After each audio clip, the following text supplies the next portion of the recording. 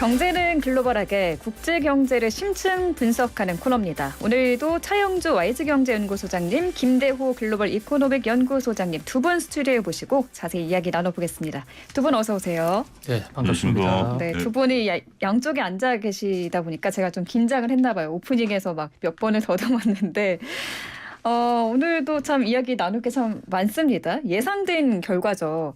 새벽에 미 연준이 기준금리를 0.75% 올리는 자이언트 스텝을 단행했습니다. 이 인상 수준에 대해서는 어떻게 적당하다고 보세요? 예, 현재 지금 미국 금리가 2.50으로 올라갔죠. 0.75%를 올림으로써 이제 미국의 기준금리 FF 금리라고 하는 건데요. 이 기준금리라는 것은 미국 중앙은행인 연방준비은행이 다른 은행들과 자금의 과부족을 해소할 때 적용하는 금리입니다. 미국이 통상적으로 현재 학자들이나 미국 연준의 컨센서스가 되어 있는 것은 중립금리, 인플레도 만들지 않고 디플레도 만들지 않는, 뜨겁지도 않고 차지도 않은 이른바 골디락스 금리 수준을 흔히 경제학에서는 중립금리라고 그러는데요. 네.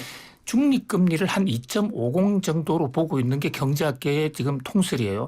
네. 그런 관점에서 봐서는 이제 미국 금리가 지나치게 낮은 저금리 상태에서 정상으로 돌아왔다. 이렇게 볼 수가 있고요. 또 이제 금리 인상의 속도는 0.75%포인트라는 것은 상당히 높습니다. 보통은 0.25 정도를 하지 않습니까? 네.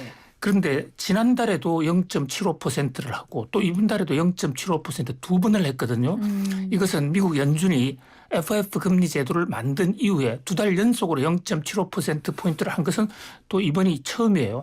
그러니까 정상금리로 가긴 갔지만 금리 인상 속도는 상당히 가파르다.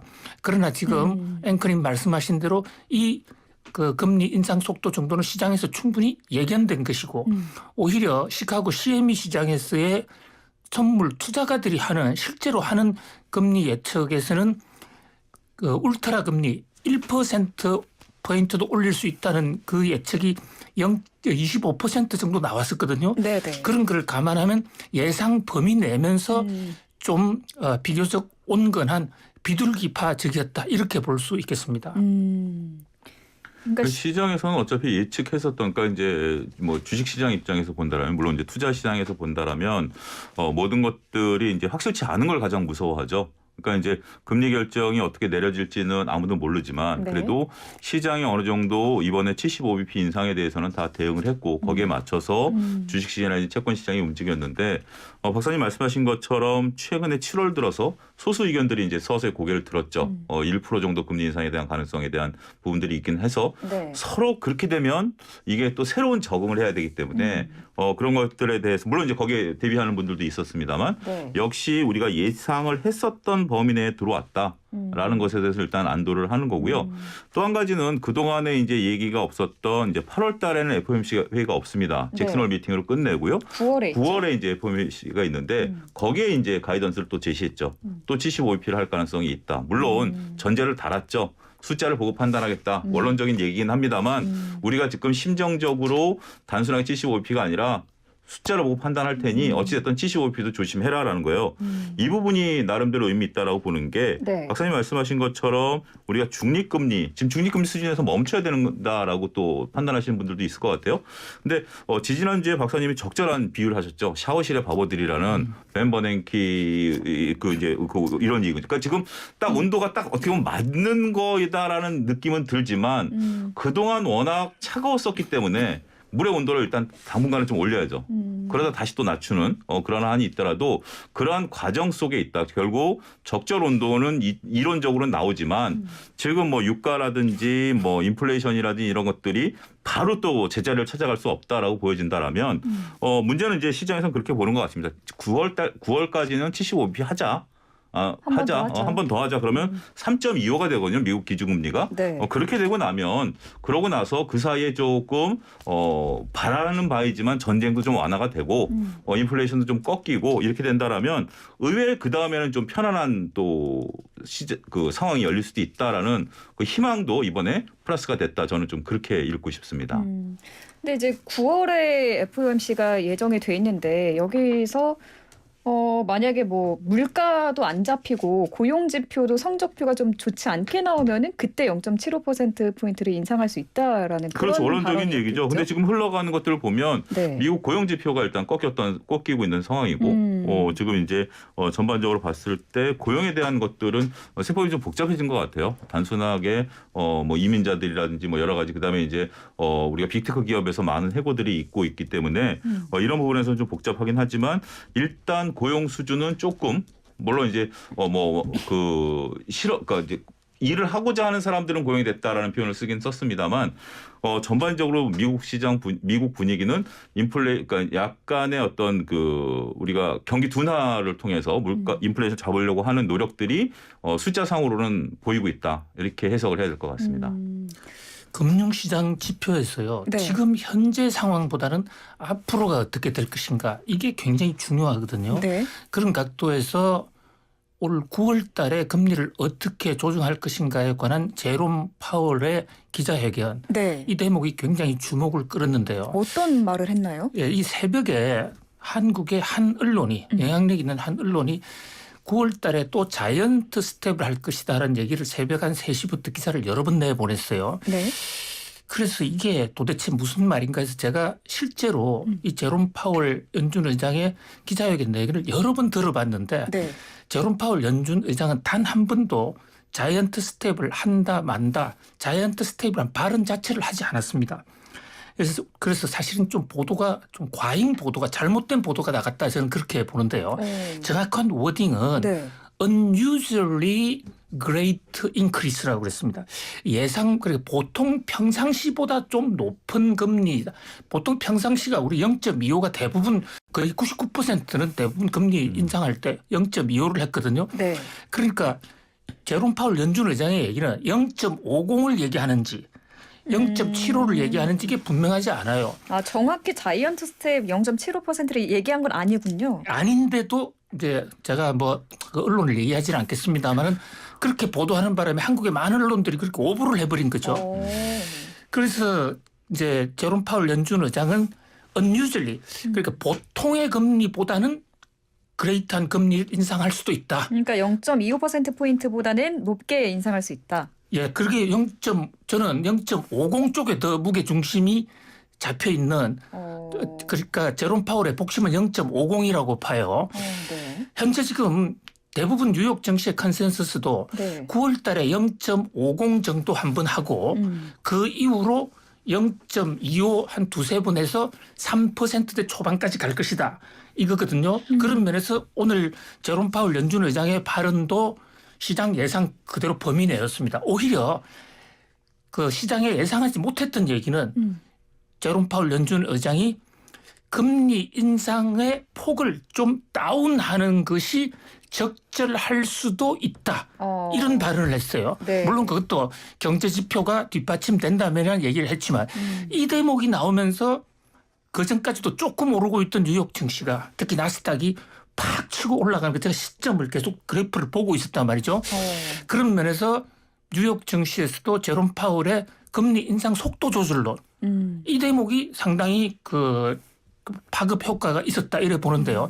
지금 차영주 소장님 잘 지적해 주신 대로 중립금리, 이상금리는 그 2.50 정도인데요. 그러니까 지금 맞춰진 거죠, 이상금리가. 예, 그런데 그 이상금리라는 것은 지금 물가 상승이 없을 때 아주 평온할 때 2.05 하면 앞으로도 없다 이런 얘기인데 현재는 지금 우리 과거에 전과가 있지 않습니까? 돈을 너무 많이 풀어서 이미 물가가 9.1%까지 올라갔거든요.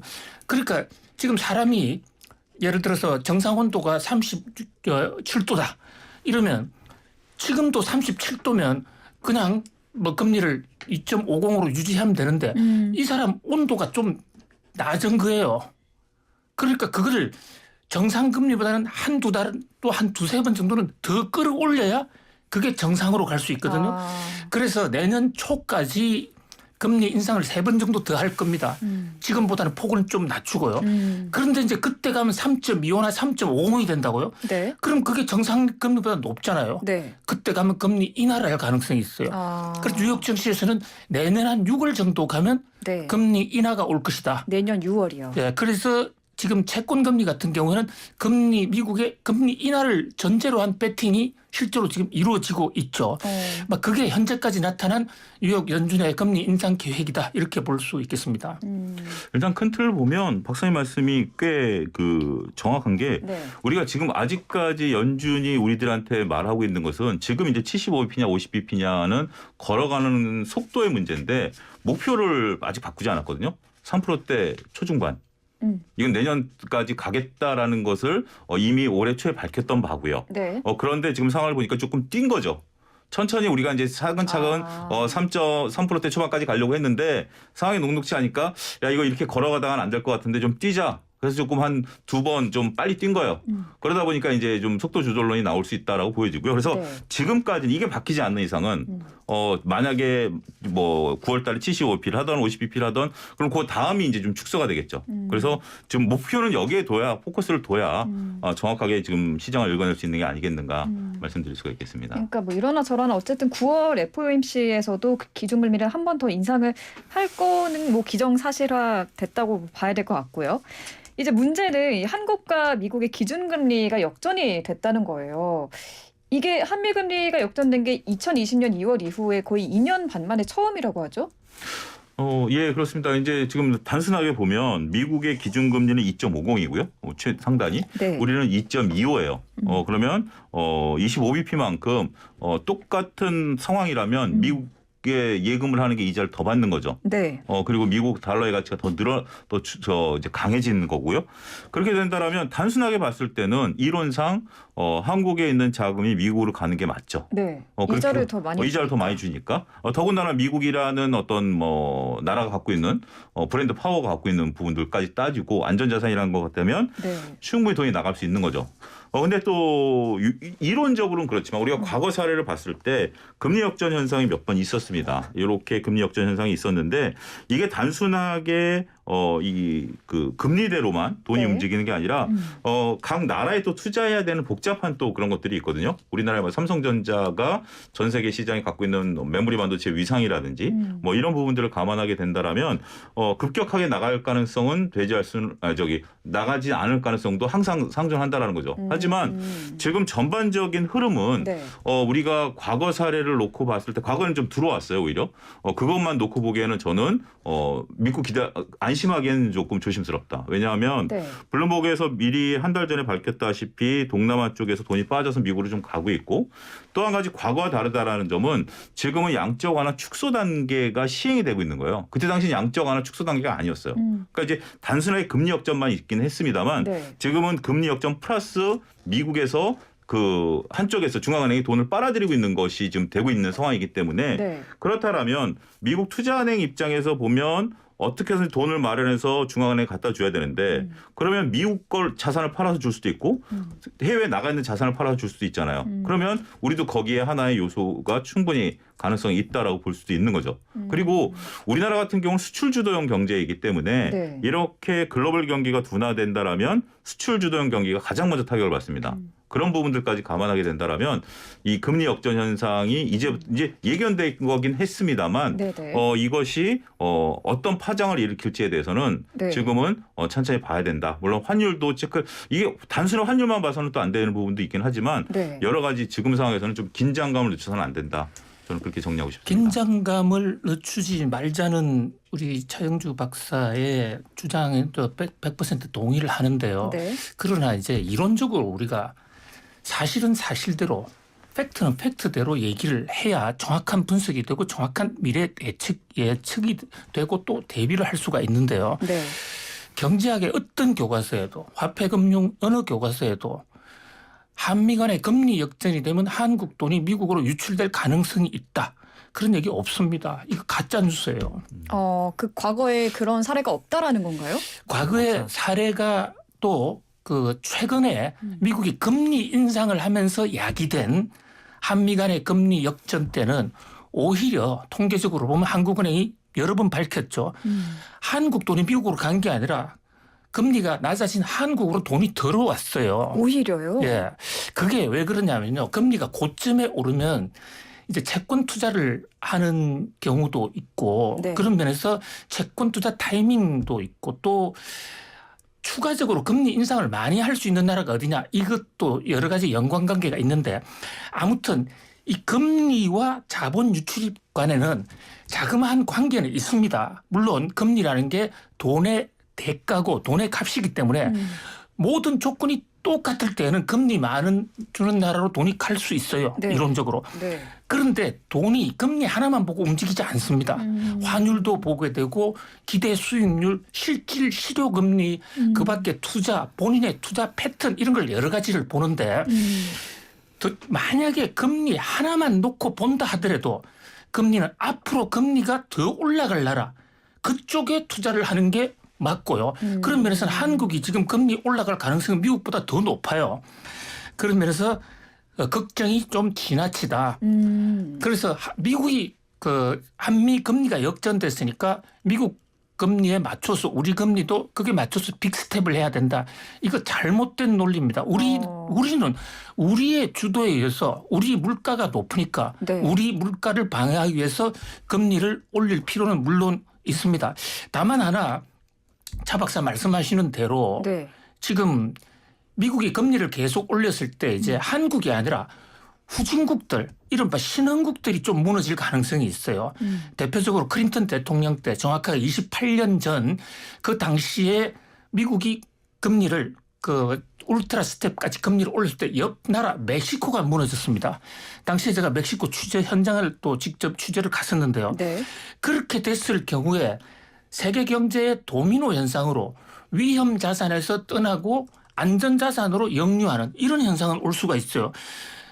그런데 이제 우리나라가 과연 선진국이냐 후진국이냐 이것도 그때하고는 좀 달라요. 다르죠. 네, 그렇기 때문에 뭐 단정적으로 얘기하기 어렵고요. 만약에 한국 경제가 무너져서 한국의 금리를 계속 내려야 되는 상황이 돼서 미국과의 금리 차가 생겼다면 자본 유출 우려가 있을 수 있는데 이것은 우리나라 문제가 아니라 미국 문제고 세계의 문제이기 때문에 금리 한미 간의 금리 역전 너무 심각하게 받아들일 필요는 없다. 그러나 조심할 필요는 있다. 이렇게 봅니다.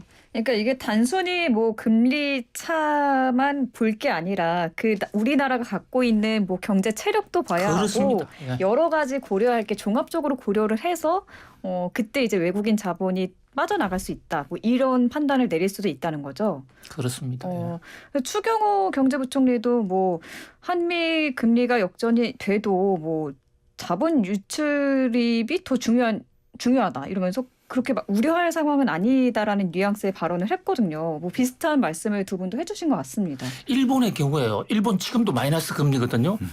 근데 일본이 미국하고 금리 격차가 점점 역전이 많이 되는데 네. 일본에 들어왔던 외국인 자본이 미국으로 다 돌아가지 않았습니다. 그러니까 금리 하나가 모든 변수는 아니다. 금리와 자금 유출의 상관관계는 매우 약하다. 이렇게 볼 수 있습니다. 그렇군요. 또 이 자본 유출에 대한 우려가 뭐 아주 오래전부터 계속 꾸준히 나오고 있었던 문제였잖아요. 그래서 좀 걱정이 됐었는데 두 분의 말씀을 들으니까 좀 안심이 되긴 합니다. 근데 일각에서는 이렇게 자금 유출 여부를 판단하기 위해서는 금리 역전보다는 원달러 환율이 어떻게 움직이느냐 이걸 봐야 한다고도 얘기를 하거든요. 이 부분도 좀 알기 쉽게 설명을 해주신다면요. 그렇습니다. 환율이라는 게 돈을 바꾸는 비율인데요. 예를 들면 우리나라 돈을 미국 달러로 바꿀 때 뭐 지금 한 1,300원 정도를 줘야 미국 1달러를 바꿀 수가 있습니다. 그런데 만약에 환율이 계속 올라가서 2,000원 정도를 줘야 1달러를 바꾼 다음 우리나라 돈 가치가 그만큼 떨어진 거 아닙니까? 네. 미국 자본이나 전 세계 자본 입장에서 한국에 주식 투자를 하거나 채권을 살 때는 달러나 기축통화국 그 하드 커런시를 가지고 옵니다. 대부분 달러를 가지고 오죠. 달러를 가져오는데 한국 환율이 계속 올라가서 만약에 환율 가치가 떨어질 것 같다 하면 한국 주식에 투자하거나 채권에 투자해서 많은 돈을 벌었다 하더라도 환율이 오른 것만큼 통화 가치가 떨어져 손해를 보면 외국인 입장에서 한국 투자가 대실패가 돼요. 네네. 그래서 금리보다 더 중요한 것은 앞으로 한국의 환율이 올라갈 것이냐 내려갈 것이냐 이 대목을 보고 투자를 하고 그에 따라서 자본 유출입이 일어난다 이런데요. 지금 현재 적어도 다행스러운 것은 네. 지금 미국 달러의 강세가 좀 꺾였습니다. 그것은 미국 기업이 견디지 못하는 그런 측면도 있고 또 유럽이 금리 인상을 하기 때문에 미국 달러의 가치는 거의 65% 이상을 유럽 통화와의 거래에서 결정이 되거든요. 네. 우리나라 통화에서 결정되는 비중은 아주 미미합니다. 그런데 유럽이 드디어 금리 인상을 시작했어요. 네네. 그러니까 상대적으로 미국 달러 가치가 좀 떨어져서 네. 최근에 환율이 좀 안정세가 됐습니다. 그런 면에서 뭐 다른 변수가 없다면 지금 현재의 우리 금융시장은 상당히 안정적이다. 환율 요인 때문에 외국 돈이 빠져나갈 가능성은 별로 없고 오히려 돈이 들어올 가능성이 더 높다 이렇게 봅니다. 이 부분에 대해서 지금 이제 측면에서는 이렇게 봅니다. 이제 그 박사님 말씀하신 것처럼 우리가 네. 원래 환율이라는 게 우리 체력과 미국 체력으로 움직여야 되는데 지금 상황은 그게 아닌 거죠. 지금 미국 달러 중심으로 워낙 움직이고 여기에 이제 유로와 같이 이제 연계해서 움직이는 부분들 지난주에도 말씀드렸다시피 네. 이제 미국이 유럽이 금리 인상을 함으로써 달러 강세가 조금 꺾인 거죠. 꺾였죠. 그러니까 우리도 이제 1,320원에서 더 튕겨 나가려다가 이제 그 안으로 들어와서 1,310원 정도에서 이제 왔다 갔다 하고 있는 건데 네. 이런 환율만 놓고 본다라면 일단 우리 체력이 약한 건 아니죠. 네. 지금 우리 체력상 1,300원 물론 이제 경제학자들 보시는 부분에 따라 다르긴 합니다만 그래도 1,200원대로 좀 들어와 줘야 되는 게 정상이다라고 보는 시각들이 대체적이다라고 보면 환율이 지금 1,350원까지 보시는 분들도 계십니다만 이제 가능성은 점점 떨어진다라고 보고 1,320원에서 1,250원 정도 김익 교수님이 얘기하시는 정도 수준 정도로 들어오게 된다라면 네. 수익률이 5%예요. 이 환만 놓고 보면 수익률이 5%입니다. 더군다나 우리나라 지금 삼성전자 실적 뒤에서 얘기하지만 잘 나왔고 네. 글로벌 반도체 시황에 대한 어떤 그 주가 흐름만 놓고 보면 어느 정도 바닥론이 얘기가 나오거든요. 그래서 최소한 빠져주지만 않으면 올라가면 다행이고 올라가면 더 좋고요. 환율만 놓고 봐도 환 플레이가 가능한 수준까지 왔다. 아까 이제 1,290원, 1,300원에서는 외국인들이 선뜻 들어오기가 그때 당시만 하더라도 이제 방향성 못 잡았었던 시기고 네. 차라리 확 빠져줘 버리니까 이제는 안으로 들어올 일만 남았다라고 보면 이제는 뭔가 해볼 만하다라는 어떤 그런 인식들도 있다. 그러니까 그렇게 보는 시각도 존재한다. 그것도 좀 말씀드려야 될 것 같습니다. 네, 환율이 조금 내려오면 원달러 환율이 조금 내려오면서 좀 긍정적인 전망을 두 분 다 해주셨습니다. 1부는 여기서 마무리하고요. 저희 광고 듣고 다시 돌아오겠습니다. 네, YTN 라디오 생생경제 2부 시작합니다. 경제는 글로벌하게 차영주 YG경제연구소장님, 김대호 글로벌 이코노믹 연구소장님 두 분과 함께하고 있습니다. 저희가 1부에서 이 미국의 FOMC 기준금리 인상 발표 소식과 관련한 한미 금리 역전 현상 그리고 외국인 자본 투자 유출에 대한 우려까지 이야기를 나눠봤는데요. 이 제롬 파월 연준 의장이 이 금리 인상을 발표하고 기자회견에서 이 가진 이 발언들에 대해서 조금 더 자세히 이야기를 나눠볼게요. 앞서 IMF는 미국은 이미 경기 침체가 시작될 수도 있다면서 미국의 경기 침체 가능성에 대해서 이 경고를 한 바 있는데 어제 제롬 파월 의장은 미국은 경기 침체가 오지 않을 것이다 이렇게 자신만만한 또 모습을 보였거든요. 이렇게 말할 수 있는 근거가 뭘까요? 노동시장의 좀 탄탄함 이걸까요? 만약에 제롬 파월 의장 입에서 미국의 경기 침체가 시작이 됐다라는 말이 나왔으면 어떻게 됐을까요? 그러면은 시장이 엄청나게 폭락을 그렇죠. 했겠죠. 그러니까 지금 저도 이게 그 기사만 놓고 보면 네. 그 일부 기자분들께서 기자회견에 리세션이라는 단어에 대한 질문을 집요하게 했다. 네. 이런 기사를 좀 봤습니다. 근데 경기 이제 침체요. 제롬 파월 의장이 여기에 대해서 이제 그 확답을 안 했다라는 건데 저는 그게 맞다라고 봐요. 확답을 안 한 게 대답이라고요? 예, 맞다라고 봅니다. 왜냐하면 리세션이라는 단어가 주는 것들은 심리적으로 어마어마하거든요. 우리가 그렇잖아요. 앞으로 경기가 둔화될 것이다라고 보면 소비자가 지갑을 닫을 수밖에 없는 거죠. 그로 인해서 멀쩡하던 경기도 침체가 올 수가 있는 거거든요. 그러니까 지금 경기 침체에 대해서 IMF 같은 기관에서는 수치상으로 지금 온다라는 것에 대해서 충분히 발표할 수 있습니다. 네. 하지만 이것을 제롬 파월 의장이 받아서 확인해 주는 순간 그거는 진짜 침체로 가는 거죠. 침체가 아니어도 제롬 파월 의장이 그렇게 말을 함으로써 진짜 경기 침체가 올 수도 그러니까 있다라는 지금 건가요? 그리고 이것은 어떻게 보면 경제기관에서 예측하는 것이지 네. 침체가 왔다 안 왔다라는 것은 지금 이제 조금 더 지나야만 확언이 되는 순간 아니겠습니까? 우리가 동행 지표만 가지고는 이거를 파악하기가 어려우니까. 그래서 지금 이게 뭐 논란은 있습니다. 우리가 이게 지금 인플레이션도 적정 인플레이션이냐, 코로나 때 가뜩이나 움츠렸다가 이제 좀 뭔가를 해보려고 하다가 네. 유가가 올라가니까 이게 인플레이션이냐라고 보는 시각도, 그러니까 보는 시각에 따라 다르긴 한데 어찌됐든 저는 아직까지는 경기 침체 방점을 찍기에는 네. 물론 이제 미국의 자동차 판매량이 한 20% 줄었고 여러 가지 이제 보이는 요소들은 있어요. 그렇긴 하지만 우리가 먼저 경기 침체다라고 저는 선언을 안 했으면 좋겠습니다. 두려우신 거죠, 예. 소장님도. 그러니까 경기 침체라고 말하기까지는 아직 그런 상황은 아니다라고 말씀을 해주셨는데 소장님 생각은 어떠세요? 예, 경제학에서요. 이제 경제 정책을 하는 관료들에게 네. 흔히 하는 얘기가 있습니다. 두 마리 토끼를 잘 균형 있게 잡아라. 토끼를 한 마리만 잡으면 다른 한 마리가 도망가 버리면 그 쇼크가 너무 커요. 근데 두 마리 동시에 잡을 수 있나요? 그렇죠. 그러니까 완전히 가슴에 넙치는 않더라도 느슨하게 잡더라도 양손으로 균형 있게 잡아야 되는데요. 경제학에서 말하는 두 마리 토끼가 바로 하나는 물가 또 하나는 고용, 성장 이걸 합한 외형 경제를 얘기합니다. 자, 지금 이 두 마리가 왜 두 마리 토끼라고 그러냐면요. 다른 방향으로 튀고 있어요. 물가를 잡는데 올인하면 거의 99.9% 반드시 성장을 놓칩니다. 성장이나 고용에 치중하면 반드시 물가를 놓칩니다. 우리 코로나 팬데믹 때 그 물가가 이렇게 튀게 된 것을 우크라이나 전쟁 때문이라 하지만 그것은 무책임한 책임 전가고요. 코로나 팬데믹 때 돈을 엄청나게 풀었습니다. 왜 네. 풀었느냐. 고용 늘리고 성장을 하려고요. 두 마리 토끼 중에 성장에만 치우치다 보니까 물가란 토끼가 완전히 도망가 버린 겁니다. 그런데 물가가 오르면 세계 경제는 더 이상 물가가 예를 들어서 10% 이상 오른다. 오늘 한번 생각해 보세요. 제가 멕시코 갔을 때 바로 그런 현상을 목도했습니다만 아침에 아이스크림 값이 $100인데 1시간 지나면 이게 $200가 돼요. 물가가 올라가는 우와, 속도가. 네. 그러면 저는 아이스크림을 지금 $100 할 때 10개라도 사 먹겠다 하게 되고 아이스크림을 파는 사람 입장에서는 안 팔아. 내일 팔면 $300인데 그러면 아예 경제가 마비됩니다. 경제가 끝나는 겁니다. 그래서 성장을 경제의 보약이라고 한다면 물가는 잘못 관리하면 암이 되는 치명타가 되는 겁니다. 그런데 그동안에 너무 성장이란 통한데만 하다 보니까 인간이 만든 경제 정책 책임자들이 만든 재앙이 지금 물가거든요. 그러니까 이것을 동시에 잡아야 되는데 IMF는 물론이고 미국 연준에 부화된 그 과제가 물가도 잡고 성장도 유지하고 두 마리 다 잡아라고 그러는데 경기 침체가 왔다는 것은 성장 쪽에서 무너졌다는 얘기 아닙니까? 그러면 이것은 통화정책 잘못한 것이죠.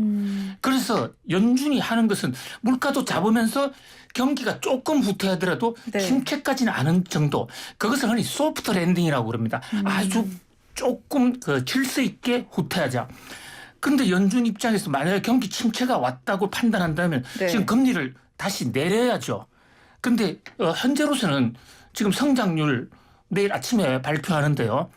그 성장률은 지난 분기가 높았기 때문에 좀 낮게 나타나는 것이지 나중에 투자 그밖에 그 고용, 노동 이런 전반적인 지표가 지금 경기 침체라고 보기가 상당히 어렵습니다. 그래서 일부에서는 GDP가 2분기 이상 마이너스로 가면 이것을 경기 침체다라고 얘기하는데 이것도 또 가짜 뉴스예요. 잘못된 거란 말이죠. 물론 GDP가 큰 비중입니다만은 네. 거기서는 고용이라든지 여러 가지 투자까지 감안해야 되기 때문에 적어도 현재가 경기 침체가 아니다라는 저는 제롬 파월의 그 연준 의장의 말이 100% 맞다 이래 봅니다. 그렇군요.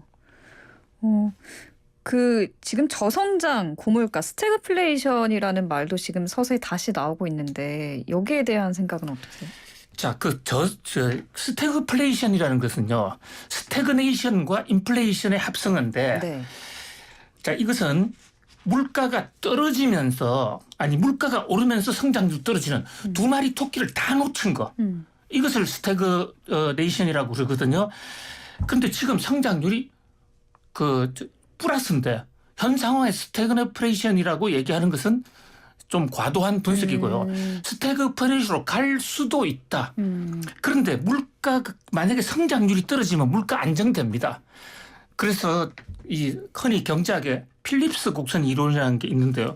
그 이론에 비추어 본다면 스태그네이션은 네. 전쟁이 일어났을 때 아주 일시적으로 생길 수는 있지만은 그러나 두 마리 토끼 이론에 본다면은 그렇게 크게 걱정할 게 없는 그러나 만약에 스태그플레이션이 된다면 중앙은행이 대책이 없습니다. 어떻게 할 수가 없어요. 토끼가 한 마리도 없는데 어디 가서 토끼를 잡아오겠습니까? 그 상황은 막아야 된다. 특히 경기가 물가가 오르는 것을 잡기 위해서 지나치게 금리를 많이 올렸을 때 경기 침체도 오면 두 개가 같이 합성해서 그때 스태그네이션이 올 우려가 있는데 네. 현재로서는 그 걱정은 과도하다 이렇게 봅니다. 그러니까 어떻게 보면 이런 방송이라든지 이런 데서 특히 경기 불황에 대한 용어들은 굉장히 신중해야 된다라고 봅니다. 이런 것들을 이렇게 분석을 해서 이제 우리가 판단하시는 분들도 계시지만 네. 그런 얘기를 단순하게 받아들이게 된다라면 박사님 말씀하신 스태그플레이션은 굉장히 무서운 거거든요. 정책 효과가 안 먹히는 상황이고 스태그플레이션이 만약에 온다 우리가 이제 그런 생각이 들면 진짜 다들 지갑을 닫는 거죠. 뭐 내일 사도 똑같은 가격이고 오히려 더 물가가 떨어지는데 내가 굳이 오늘 소비를 할 필요가 없는 거죠. 그런 것들이 우리가 당장 커피 한 잔 안 사 마시고 네. 외식 한 번 안 함으로써 그런 것들이 자영업자들에 미치는 효과, 경제 효과 이런 것들이 엄청난 파장들이 일어날 수 있거든요. 그래서 일부 거론은 될 수는 있겠습니다만 네. 이 방송을 들으시는 분들이 그렇게 우리 경기가 글로벌 경기가 쉽게 확 꺾인다. 이거는 좀 생각 안 하시는 게 나을 것 같습니다. 네, 알겠습니다. 이제 우리나라로 좀 시선을 돌려볼게요. 지금 실적 발표 시즌이잖아요. 삼성전자와 LG전자가 이제 오늘과 내일 각각 2분기 실적을 공개를 하는데 삼성은 오늘 실적이 나왔죠. 뭐 비교적 선방했다라는 평가가 있던데. 일단 그 잠정 실적 나온 거에서 크게 벗어나진 않았습니다. 일단 일정을 보면 어제 SK 하이닉스가 실적 발표가 있었고요. 그다음에 오늘 삼성전자, 내일 LG전자 실적 발표가 있는데 네. 일단 SK 하이닉스와 삼성전자를 보면 시장의 예측치에서 크게 벗어나진 않았어요. 특히 SK 하이닉스 같은 경우는 잘 나왔고 삼성 같은 경우는 반도체를 제외한 반도체 비중이 더 커졌어요. 70%까지 올라왔고 나머지 부분들은 경기 영향을 좀 탔다라고 보는 거죠. 네. 근데 이제 두 부분에서 우리가 좀 고민을 해봐야 될 게 지금 이제 2분기에서 매출과 영업이익을 막대하게 구가했었던 이유 중에 하나가 바로 환율 효과.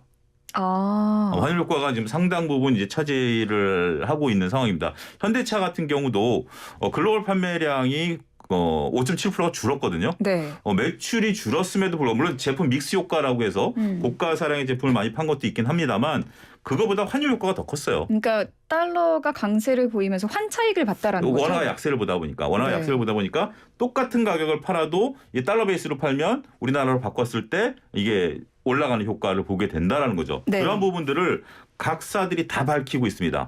환율 효과로 우리가 인해서 나타났다는 거기 때문에 네. 지금 당장 여러분들이 이것을 볼 때는 저는 이런 어떤 한 번에 작업을 더 하셔야 돼요. 뭐냐면 이 환율 효과라는 것은 지금 플러스지만 만약에 극단적으로 환율이 1,100원대로 내려왔다. 예를 들어서 네. 그러면 환율 때문에 오히려 그러니까 1,200원대 계획 잡았다가 1,100원이 돼버리면 손해가 나는 거죠. 손해를 보죠. 그렇기 때문에 이 환율 효과는 우리가 기업들을 볼 때 시계열로 봐야 되기 때문에 빼줘야 돼요.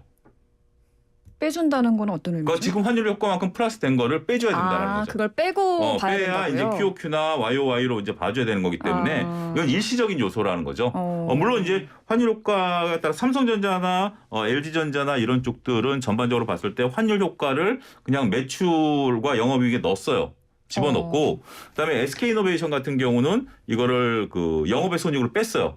그런 게 기업마다 이게 회계 기준이 5년 전에 자유로워졌기 때문에 매출에 넣어버린 회사가 있고 네. 그다음에 영업의 손익을 빼버린 회사가 있기 때문에 그건 회사마다 다르기 때문에 여러분들이 한 번 더 작업을 하셔야 되고 어찌 됐든 생각보다 지금 현재 삼성전자와 SK하이닉스가 잘 나왔다. 잘 나왔다. 반면 두 회사 다 조금 전에 이제 그 삼성전자가 IR을 했는데 네. 어제 SK하이닉스도 그렇고 오늘 IR도 그렇고 하반기에 대해서는 자신 없다. 아, 하반기 전망은 좀 안 좋나요? 둘 다 하반기에 대해서는 자신 없다. 오. 이게 공통된 지금까지의 공식적인 견해입니다. 소장님 덧붙일 말씀 있으실까요? 그러니까 우리 차 박사님 얘기에 뭐 거의 99% 동감이고요. 네. 특히 이 지금 그 세계 경제가 지난해에 코로나 팬데믹 직후에 워낙 좋았기 때문에 그것을 분모로 해가지고 전년 동기 대비 성장률을 구하면 네. 하반기에 상당히 좀 위축될 수 있어요. 지금 미국의 GDP가 마이너스로 내려가는 것도 바로 그런 역기저 효과라는 네. 것이죠. 지난해에 워낙 좋았기 때문에 이제 거기다가 세계 경제가 조금 위축이 되면 네. 반도체 같은 대목은 현재 지금 그 전자제품 이런 거 생필품은 아니잖아요. 그렇죠. 뭐 TV나 스마트폰이나 이런 것들이요. 예. 그래서 식품이라든지 이런 것은 경기가 위축이 돼도 여전히 소비가 굉장히 크게 늘어납니다마는 의류라든지 특히 반도체 뭐 올 이번에 컴퓨터 안 사고 내년에 갈지 뭐 이렇게 되다 그렇죠. 보니까 반도체에 대한 수요가 좀 감소할 것으로 보여요. 그런 면에서 이제 하반기는 조금 조심은 해야 되는데 네. 그러나 그것이 전년 동기 대비로 서로 줄어든다 해도 최근에 한 10년 평균치로 놓고 보면 여전히 좀 늘은 것일 것이다. 그리고 이 비대면 상황이 되면서 네. 많은 우리의 생활 패턴이 온라인으로 많이 바뀌었기 때문에 수요가 생각보다 많이 줄고 있지는 않아요. 그런 대로 꾸준하다 이렇게 볼 수 있습니다. 알겠습니다. 근데 지금 뭐 삼성전자가 미국 텍사스에 250조 원을 들여서 반도체 공장을 지을 거라는 계획이 지금 나왔거든요.